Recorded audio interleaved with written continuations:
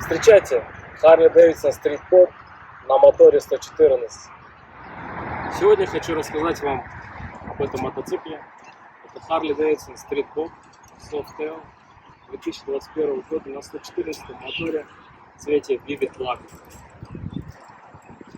Был куплен мною 3 месяца назад с пробегом 7500 километров за 7500 реал катарских, или 1 миллион рублей, либо 7,5 миллионов тенге, смотря кто где живет и откуда смотрит. Значит, съемка происходит в столице Катара, Доха, сумасшедшее время, чемпионат мира. Это мой первый Харли, и я впечатлен.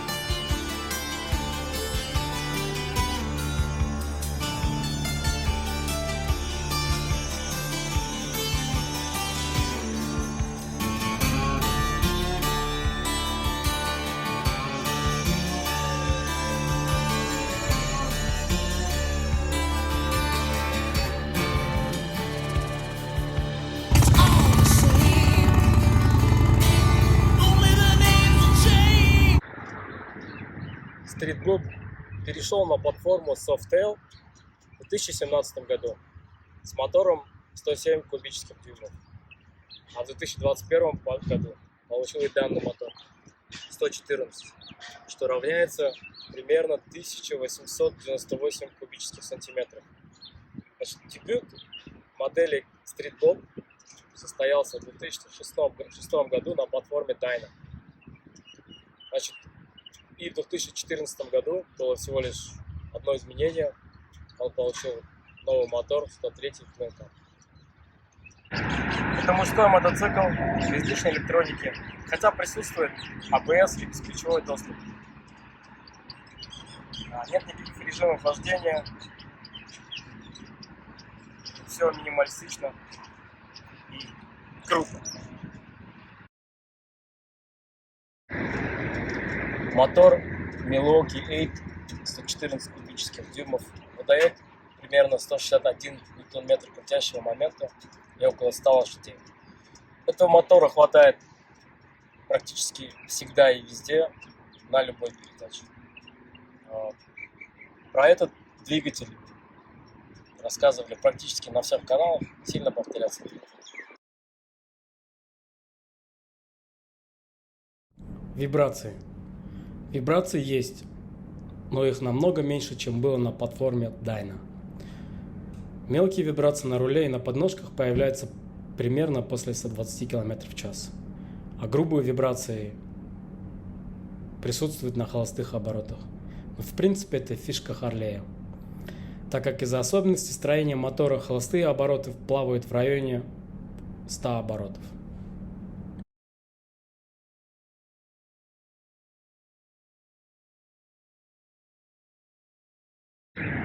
Посадка. Лично для меня этот мотоцикл очень удобен.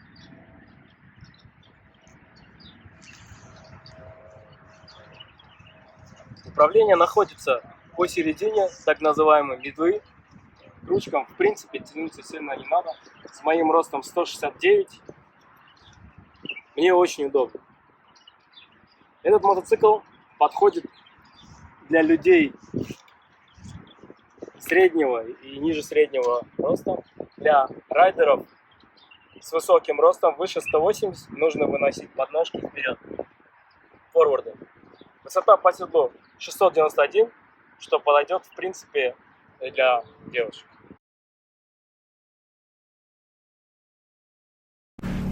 Информационная панель приборов. Она очень минималистичная. В принципе, все очень хорошо читается и днем, и ночью. Показывает основные параметры: скорость, уровень топлива, включенные передачи, а также переключателем на пульте можно посмотреть одометр, время, обороты и расстояние, которое можно пройти на одном баке. Про датчик включенной передачи отдельно. Это отстойное исполнение. С такой реализацией лучше бы вообще не делали. Потому что при выжатом сцеплении он не показывает, на какой передаче в данный момент находится мотоцикл. Едешь, выжил сцепление, скинул пару передач и скорость, и непонятно, на какой ты передаче. Толку.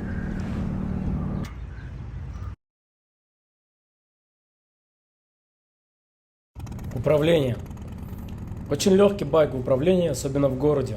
Пробки прошивают на раз-два. С таким большим крутящим моментом и эйп-хэнгером, как вешалка, очень легко телепортировать этот мотоцикл туда, куда пожелаешь.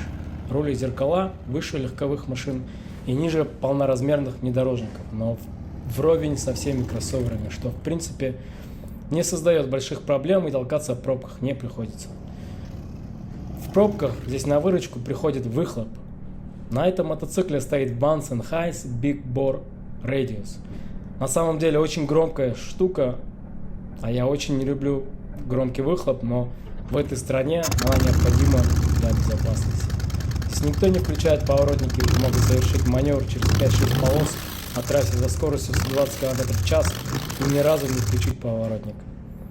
Колеса передние 19, задние 16 средней ширины, шины с надписью Harley Davidson, хотя на самом деле это Dunlop. Вроде держит неплохо, хотя здесь нет дождей и холода совсем. Для теплых стран, я думаю, достаточно хорошая резина. В повороты можно наклоняться до искр в подножках, держит очень хорошо.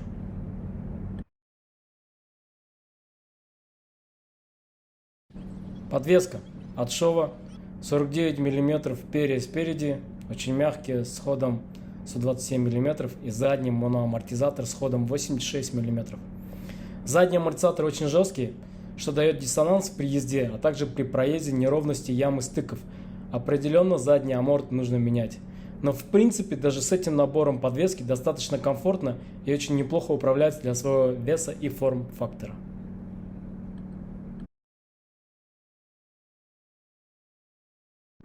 Езда на шоссе.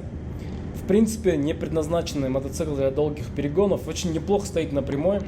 Даже на скоростях 150-160 км в час не снижается управляемость и мотоцикл стабилен как утюг. Единственное, что после 120 начинает сдувать и нужно крепко держаться за ручки, вследствие чего быстро устаешь. Конечно, можно поставить ветровик, но это портит облик мотоцикла и его изюминку. Мощности для обгона хватает с запасом. На шестой передаче со скорости 120 за пару секунд разгоняется до 160.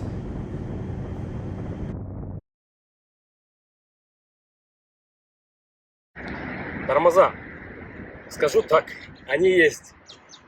Они в принципе адекватные. При необходимости экстренно тормозиться, необходимо очень сильно сжимать рычаг. Тогда можно получить достаточно хорошее торможение. Задний тормоз совсем ни о чем, никакой. Не тормозит слово совсем. Либо вы не чувствуете замедления, либо он начинает срабатывать АБС. В принципе, при комбинации переднего и заднего тормоза вполне адекватный тормоз. Езда с пассажиром. Место для пассажира есть. Накладка. Очень маленькая и жесткая. Этот мотоцикл едет одинаково с пассажиром или без. На управление совсем не влияет. И на мощность тоже. Теперь вам расскажет свои ощущения пассажир. Сидеть неудобно, седло маленькое, низко держаться, вибрации немного, но однозначно надо менять. Сиденье или мотоцикл? Сиденье. Мотоцикл у Harley Davidson однозначно получился. Это заводской бобер. Бобр. Как вам удобно, ребята. На нем удобно ездить. Он очень быстрый, очень мощный. Очень много крутящего момента. В принципе, меня он устраивает полностью. Но есть в планах переделать его немножко другой мотоцикл в стиле Club Style. Это значит высокий руль, сиденье с ступенькой. Потихоньку буду покупать и по мере обновления выкладывать. Подписывайтесь на канал, ставьте лайки, дизлайки, комментарии. Welcome. В Катаре очень большое сообщество мотоциклов. Обещаю, что в будущем будет очень много обзоров разных мотоциклов. И не только Harley Davidson. Всем спасибо, удачи!